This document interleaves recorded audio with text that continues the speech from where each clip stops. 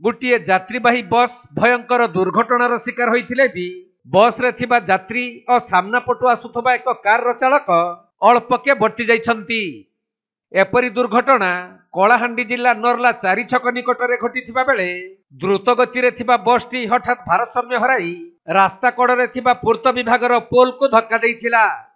फलरे बस रो सम्मुख भाग भांगी रुजी चोरमार होई जाइथिले भी बस रे थिबा यात्री माने अल्पके बर्ती जाइछंती। हेले जणे यात्री गुरुतर आहत होइथिबारु तांको प्रथमे नर्ला गोष्ठी स्वास्थ्य केन्द्र को निया जाइथिला। मात्र सेठारे तांको अवस्था अति गुरुतर हेबारु पुणी भवानीपाटना मुख्य चिकित्सालय को स्थानांतरित करा जाइथिबा जणा पड़िछि।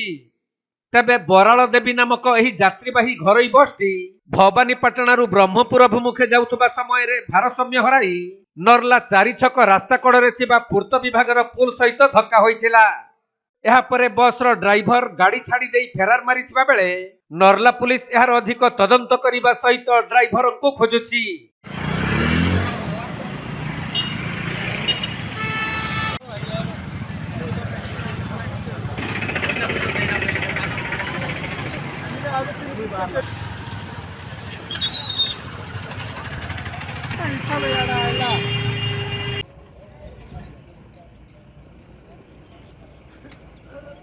कलाहांडी जिल्लारू बिरंची करुआंक रिपोर्ट कोणार्क लाइव।